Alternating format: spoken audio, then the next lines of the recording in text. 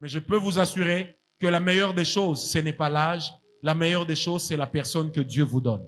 Le mariage en tant qu'alliance spirituelle, je ne faisais que l'introduction. Quand est-ce qu'on peut dire de deux personnes qu'elles sont mariées? Il est important de savoir que le mariage est aujourd'hui une affaire culturelle. Le mariage commence par la cérémonie qu'on appelle la dot. Et dans la dot, chez nous en Afrique, c'est l'homme qui vient doter sa femme. La valeur de la dot est définie par la famille qui reçoit, par la famille qui donne leur fille en mariage. Ça, c'est en Afrique. Si vous allez en Guadeloupe, vous allez aux Antilles, je pense même en Haïti, à moins que je me trompe, ce n'est pas l'homme qui vient doter, mais c'est la famille de la femme qui dote l'homme. Parce que dans notre culture, c'est l'homme qui doit épouser sa femme. Amen. Ce qui veut dire que le mariage commençant par la dot, toute cérémonie avant la dot n'a pas une grande valeur spirituelle. Mais toutes les valeurs spirituelles liées au futur couple commencent lorsque la dot est versée. Alors, ça commence lorsque la dot est versée, mais il faut également tenir compte d'une chose. Si la dot, pour nous, constitue le début du mariage, ça veut aussi dire que tout ce qui va se passer dans le mariage se définit le jour où la dot est versée. Deuxièmement, la personne auprès de laquelle la dot est versée. Troisièmement, les paroles qui accompagnent la dot. Et quatrièmement, qu'est-ce que j'ai dit? Les objets qui composent la dot. Parce que généralement, le piège commence en ce moment-là. Je répète, le piège commence en ce moment-là. La manière dont la dot est versée, c'est très important à savoir. Vous savez, dans le monde spirituel, les cérémonies ont une grande valeur. Et quand vous lisez la parole de Dieu, surtout l'Ancien Testament, elle est remplie de cérémonies. Des cérémonies aujourd'hui dans le Nouveau Testament que nous appelons la liturgie. Tel que dimanche, ça sera la Pâque. Il y a toute une liturgie qui marche avec. Donc, il est important de savoir la manière dont la dot est versée. C'est très important.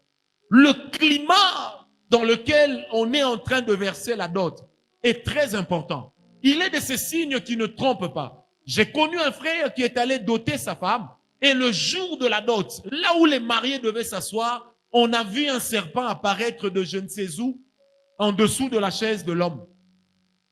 Et ce jour-là, lorsqu'on m'a rapporté, j'ai dit au frère, il fallait d'abord annuler la dot. Il me dit pourquoi? J'ai dit c'est un mauvais signe. Le deuxième signe, c'est que lorsqu'il a donné la chèvre est morte sans que personne ne la consomme. Comment la dot est versée? Est-ce que la dot est versée en cash, en espèces, ou est-ce que la dot est versée en nature? Je répète, est-ce que la dot est versée en espèces, ou est-ce que la dot est versée en... N'oubliez jamais que dans nos traditions africaines et noires de par le monde, il est important de savoir que chaque objet qu'on demande lors de la dot a une valeur traditionnelle. Vous irez dans certains coins, on va vous dire, on a besoin du fusil. Dans d'autres coins, on vous dira, amenez une machette. Dans d'autres coins, on vous dira, amenez 2 poules, amenez 3 coqs. Bien aimé, toutes ces choses disent quelque chose. N'oubliez jamais que même quand vous lisez la parole de Dieu, les hommes sont souvent représentés par les animaux. Par conséquent, les animaux qu'on demande lors du versement de la dot peuvent représenter soit un homme, soit une femme. Mais ça peut aussi représenter une tierce personne de la famille qui n'est pas pourtant la personne qu'on est en train d'épouser ou la personne avec laquelle on est en train de se marier. Est-ce qu'on me comprend? C'est pourquoi la manière dont la dot est versée, c'est très important. Vous devez toujours tenir compte de cela. Bien aimé, le Seigneur Jésus disait en son temps, les fils de ce monde sont plus intelligents que vous. Parce qu'eux, ils savent lire les signes, mais vous ne savez pas. S'il est un peuple qui est négligent, au milieu des peuples du monde, ce sont les chrétiens.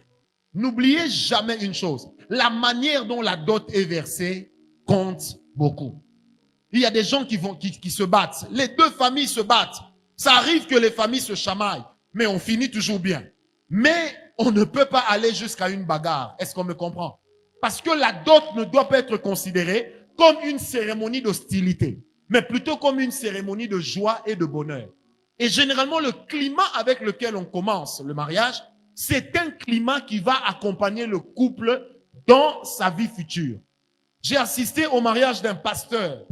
À l'époque, Nous sommes allés verser la dot. J'ai accompagné la famille du pasteur. Bien aimé, il y a eu une bagarre entre les deux familles. J'ai dit à mon ami, ce qui vient de se passer n'est pas normal. Il faut que tu pries. Mais lui m'a dit non, Christ a tout accompli à la croix, mon cher. Il n'y aura rien. L'homme a fait 4 enfants, 2 filles et 2 garçons. Bien aimé, en l'espace de 2 mois, il a perdu sa femme et ses 2 filles. Pas d'accident de circulation, morte de maladie. Il a perdu sa femme et ses 2 filles. Plus de 20 ans après le mariage. Quand c'est arrivé, je me suis rappelé que je lui avais dit, mon cher, la chose qui est en train de se passer ici n'est pas une bonne chose. Bien aimé, il est important d'ouvrir l'œil et le bon. Ne dites pas toujours que j'aurais atteint mon objectif, j'aurais pris ma femme, je serais parti, le reste ça ne me regarde pas, ça te regarde. Le diable ne va pas te laisser tranquille parce que tu as marché avec un manfoutisme. Au contraire, le diable aime les personnes ignorantes et les personnes distraites parce que ça lui permet de pouvoir les attaquer comme il veut. Est-ce que quelqu'un m'a donné un amen bien? Comment la dot se passe? La belle famille qui commence à se disputer des objets simples. Bien aimé, ce sont des choses auxquelles il faut faire attention. Pourquoi est-ce que c'est comme ça? Allez demander aux personnes qui se sont mariées dans un climat d'hostilité. Vous verrez que dans leur couple, même s'ils demeurent encore mariés, mais il se passe des fois des choses bizarres. Pourquoi? Parce que les choses qui arrivent lorsqu'on est en train de contracter une cérémonie valent leur pesant d'or dans la vie du futur couple. Qui m'a donné un amen? Dis à ton voisin, il faut ouvrir l'œil. Oh, dis-le lui très bien, il faut ouvrir l'œil. Est-ce que quelqu'un m'a donné un amen bien? Frère, il est très important qu'on le sache. Et si on ne le fait pas, il y aura beaucoup de problèmes. Souvenez-vous que lorsqu'Abraham a envoyé son serviteur Eliezer pour aller épouser pour son fils une femme de sa propre famille, bien aimé, Eliezer à son tour a demandé à Dieu que la femme que je rencontrerai, si c'est elle que tu donnes au fils de mon maître, qu'elle me propose à boire et qu'elle en propose aussi aux animaux qui m'accompagnent. Est-ce que quelqu'un me comprend? Donc il prend au sérieux ce que Abraham lui demande. Et le jour où il se présente devant les parents de Rebecca, qu'est-ce qui se passe? Tout ce qui se passe est rapporté dans la parole de Dieu. Pourquoi? C'est simplement pour dire, bien aimé, puisque c'était une cérémonie de dot, c'est pour dire que le climat dans lequel on est en train de verser la dot, on est en train de célébrer la dot, doit être un climat de paix. N'oubliez pas Ésaïe 30, verset 15. Ésaïe 30, verset 15. La Bible dit c'est dans le calme, la confiance et la paix que viendra votre délivrance. C'est dans le calme, la confiance, la tranquillité et la paix. Ces 4 éléments que viendra votre délivrance. Si ton mariage devient pour toi une prison, il faut commencer par regarder quelles sont les choses qui se sont passées au départ. Bien aimé, j'ai toujours dit et je le dis ici à l'église, même si je suis parrain de quelqu'un, je ne peux pas aider une personne à doter. Parce que la dot, c'est la cérémonie durant laquelle l'homme doit prouver à sa femme que je t'aime et je suis capable de te prendre en charge demain. Est-ce qu'on me comprend? Et pourquoi est-ce que l'homme doit se battre? J'en viendrai aussi aux coutumes dans lesquelles on demande que le papa le fasse ou que l'oncle le fasse. Je parlerai de cette exception-là. Amen. Hein? Mais généralement, un homme qui dote sa femme, non seulement il est un motif de fierté pour cette femme, pour lui-même aussi, mais également, il sera le seul à avoir une parole sur la vie de cette femme. Parce que bien aimé, il arrive des fois que tu épouses ta femme, elle commence à développer des maladies qu'elle n'avait pas. Parce que simplement, il y a des autorités, il y a des principautés spirituelles de chez eux ou de chez vous qui se lèvent. Et généralement, n'oubliez jamais que lorsque le diable se lève, il cherche toujours la chose que vous lui devez. Parce que n'oubliez jamais que l'argent, c'est un pouvoir. Celui qui vous donne son argent a la possibilité de dominer sur vous. C'est pourquoi la Bible est claire. Ne devez rien à personne. Est-ce que quelqu'un me comprend? Ne devez rien à personne. Il est important de se battre pour doter sa femme. Ma sœur, toi aussi ne regarde pas l'âge qui avance et puis tu dis, bon, allons emprunter de l'argent. Est-ce que celui chez qui vous allez emprunter, est-ce que vous connaissez son état d'âme? Est-ce que vous savez ce qu'il peut utiliser comme magie pour remonter le filon jusqu'à vous? les prêts lors des dots, des versements des dots, bien aimé, c'est à la base de certaines possessions d'esprit de femme et mari de nuit. Qui m'a donné un amen. Je le dis par expérience, je le dis parce que nous avions accompagné et nous continuons à accompagner plusieurs couples dans leur délivrance avec des problèmes qui ont commencé ce jour-là. Où est-ce que tu as eu l'argent? Comment est-ce que tu as eu l'argent? Si tu voles de l'argent pour aller épouser, celui à qui tu as volé de l'argent peut utiliser la sueur de son argent pour atteindre ton foyer. Qui m'a donné un amen. C'est comme ça qu'il y en a, ils se sont mariés avec la femme. Après, ils n'éprouvent plus le désir d'aller avec la femme. Ou la femme n'éprouve plus le désir de son mari, d'aller avec son mari. Et aujourd'hui, plusieurs couples en souffrent. Mais, vous savez, c'est un sujet qui est tellement tabou qu'on n'arrive pas à en parler. Mais qu'est-ce qui se passe pour les familles ou les cultures, les traditions dans lesquelles il faut que l'homme puisse être aidé à épouser sa femme par le père? Et le père qui dit, c'est un point d'honneur dans notre famille, tu es mon fils aîné, je dois épouser pour toi la femme bien-aimée. Si votre père le fait, il y a 3 choses que vous pourrez faire pour régler d'éventuels problèmes qui peuvent surgir. Là, nous sommes toujours comment la dot est versée. Il y a 3 choses que vous pourrez faire. La première, c'est de prendre ce qu'il donne, mais de donner ce que vous avez. Tu peux mettre l'argent de tes parents dans la fête, mais attention à aller doter avec.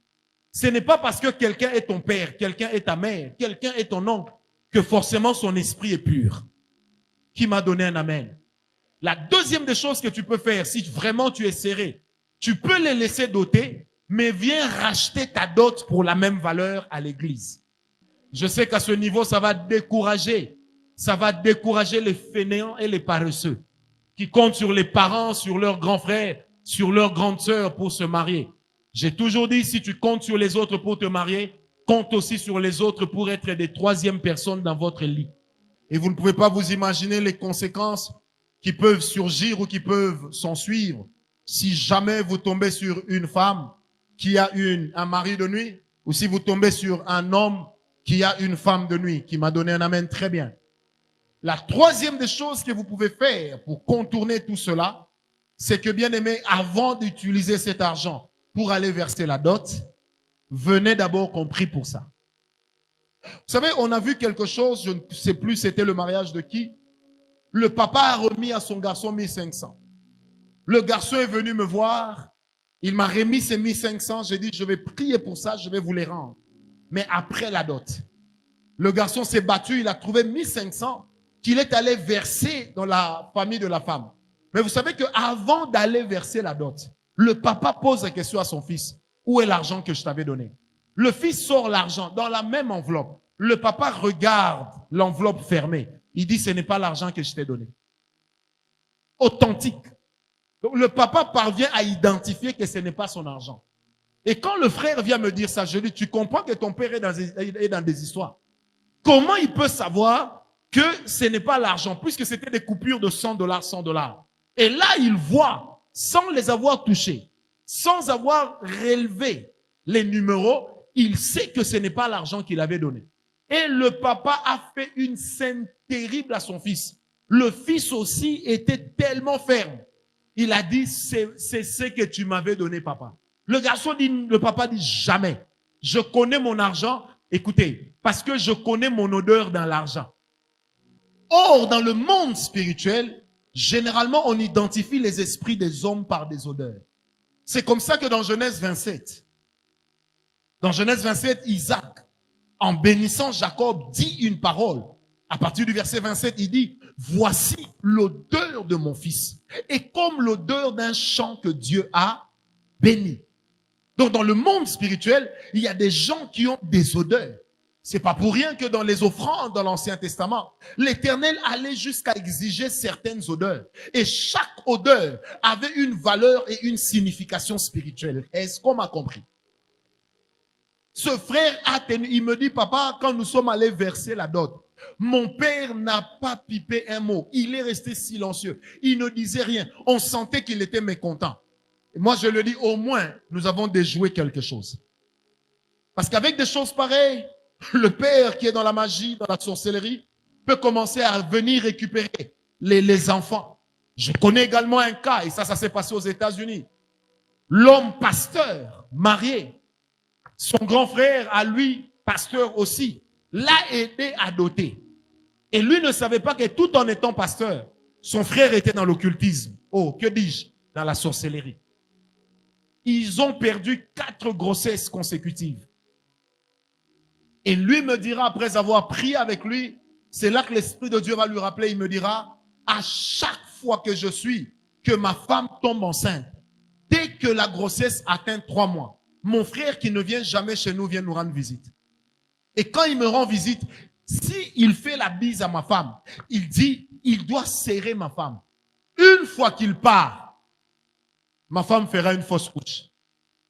Il dit la dernière fois, la 4e fois, prophète, après avoir suivi votre enseignement, la 5e fois, pardon, il dit, après avoir suivi votre enseignement, mon frère débarque. Ma femme était à son 3e mois. Il dit, mon frère, qui dit, où est ta femme? La femme sort. Oh, ma chérie. Il dit, je me suis interposé. Koufansoni. Hein? Il dit, je me suis interposé. Et son frère qui dit, mais quoi, c'est notre femme? Il dit, non, d'abord, ce n'est pas notre femme, c'est ma femme. Il dit, oh, elle est enceinte. Et tout de suite, il envoie la main pour toucher le ventre. Il bloque la main de son frère, il ramène ça. Il dit, non, tu n'es pas obligé de toucher le ventre de ma femme.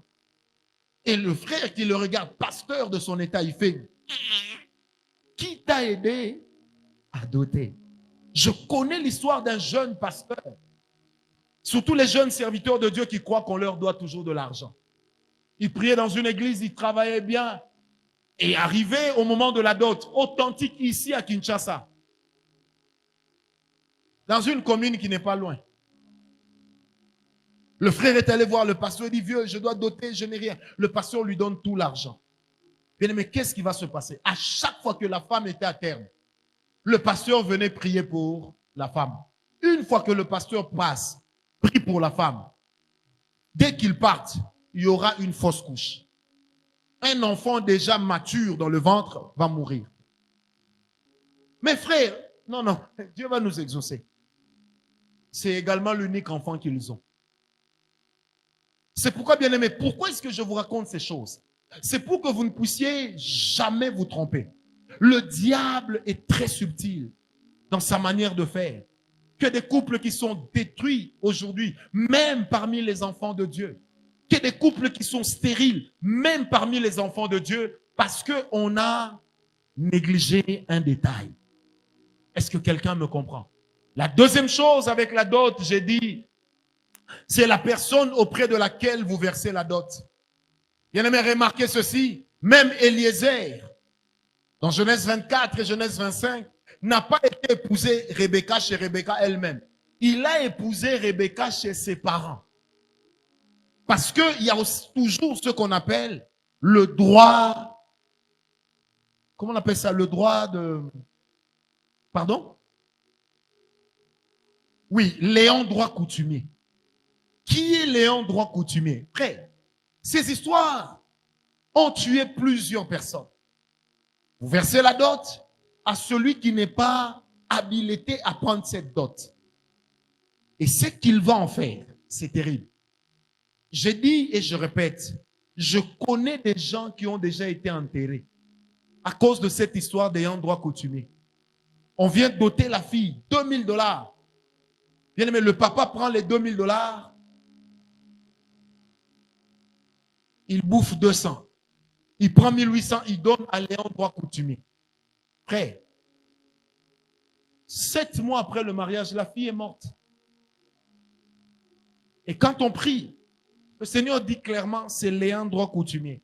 Parce que quand on parle d'un néant droit, c'est ce qui établit dans la vie d'une personne, c'est qu'on appelle un esprit de réclamation.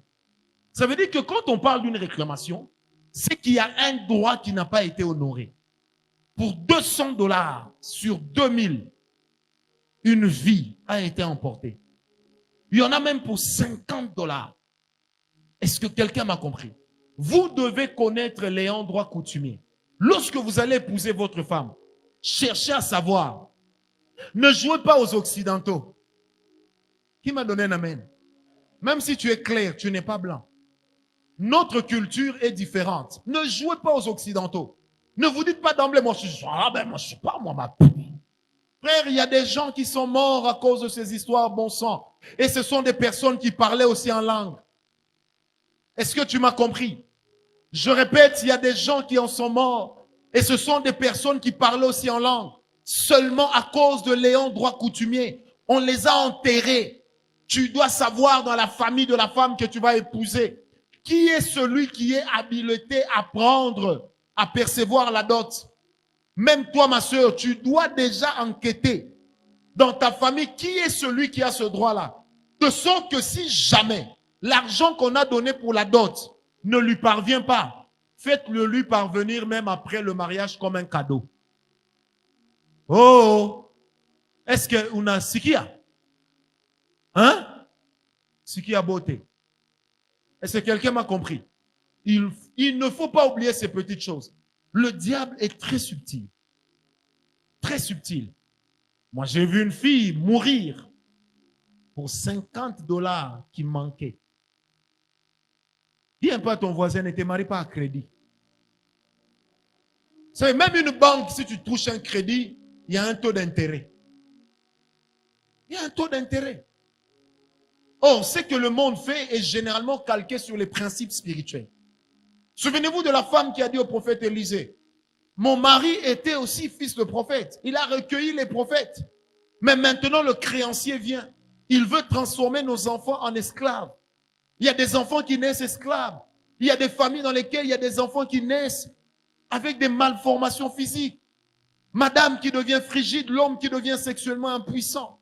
Pourquoi? Parce que quelque part, il y a un néant droit qui n'a pas touché ce qu'il faut.